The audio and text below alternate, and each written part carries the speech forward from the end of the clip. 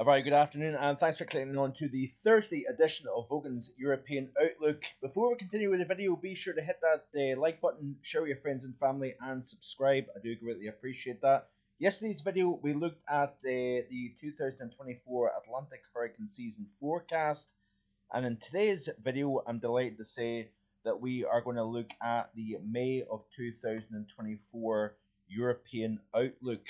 So, because this video has been pre-recorded and the outlook has been published quite early on, there is likely to be a couple of little alterations. I'm on holiday this week and I don't get back until the 1st of May, hence why this is getting released a little bit early and ahead of schedule compared to what normally would be the case.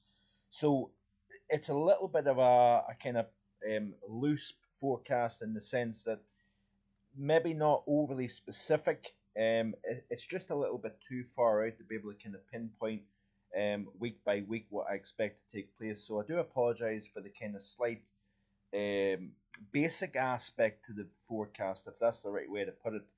But we'll look at today's outlook anyway. It's available on the website, so you can check that out at your leisure. And obviously April is winding up, pretty chilly, reasonably dry compared to average. We do have an area of low pressure that is moving in to bring a more unsettled upcoming weekend and final weekend of April. But let's quickly skim back through what has taken place so far. So these are the areas that has actually seen the wettest April on record. And what's notable about this is the fact that these records have been achieved only through the first 12 days of the month. And this comes on a very wet March and a very wet period for the last several months here. The question is really this: is May going to change the overall outcome of the pattern? Are we going to see a change taking place? Now, we've seen a drier second half to April versus a wet first half to April.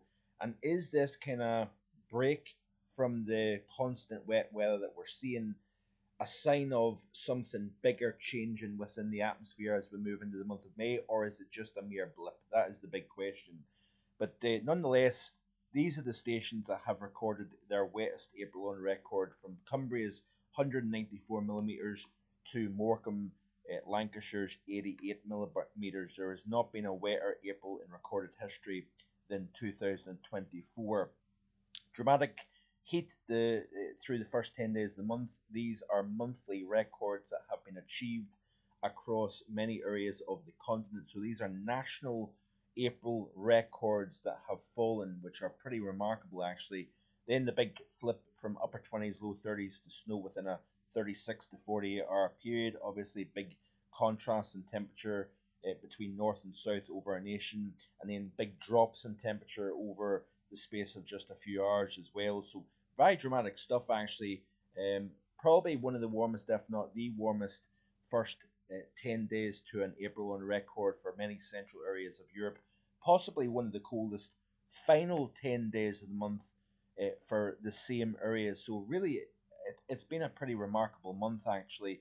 This is the temperature anomalies as of the 20th of April. So like I say, we've still got another 10 days of this month to go. So this chart here is likely to be less red actually because of the cold final week to 10 days of the month. Why are we seeing this change to slightly drier? It's likely the drip effect from stratosphere into the troposphere that we've seen from the SSW that took place in early March. We're now seeing that response into the troposphere increase in the high latitude blocking, and therefore this is the consequential result, a cold end game to the month of April.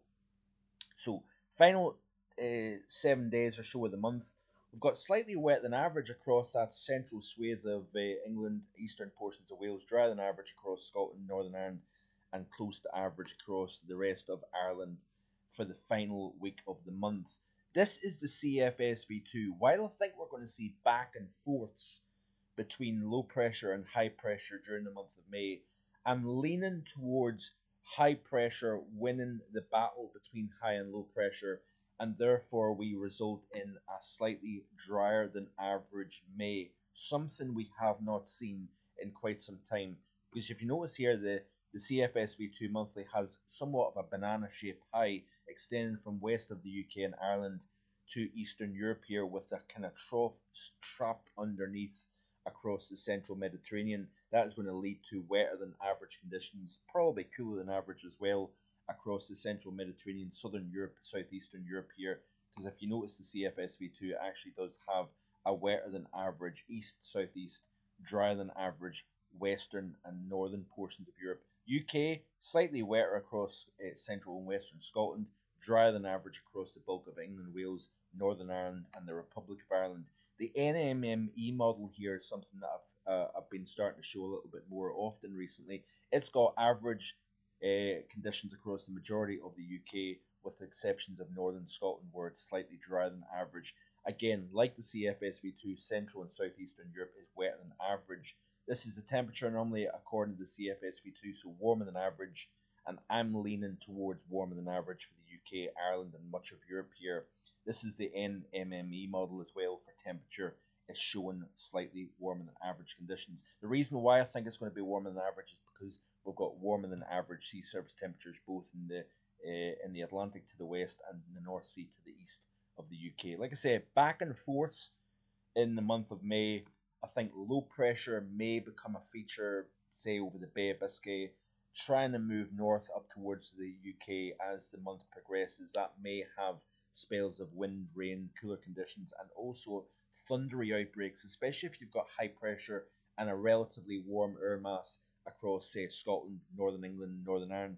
You might have that battle between low to the south, high to the north, and this battleground setting up during the second half of the month. So overall, slightly drier than average and slightly warmer than average is what I think is going to take place for the month of May for UK, Ireland, Western Europe here. So like I say, it's a bit of a kind of wishy-washy, not overly specific type of forecast, and that's purely down to the fact that this monthly forecast has been released with still 10 days to go in the month of April here. So sorry about that, that it's not a little bit more specific. In tomorrow's video, the new feature that I've been harping on about now for the past week or so will be released in tomorrow's on the channel tomorrow. So I greatly appreciate it if you can like, share, and hit that subscribe button. Also be sure to hit the notification bell so you don't miss any new upload. But tomorrow we'll host the new feature on the channel. I'm not going to disclose what it is. I'm going to leave it as a little bit of a surprise. I hope you enjoy it, and I hope you can leave a comment in the comment section below the video and let me know what you think of the new feature on the channel. So I hope you can watch tomorrow and enjoy that, and I'll see you next time with more. Bye for now.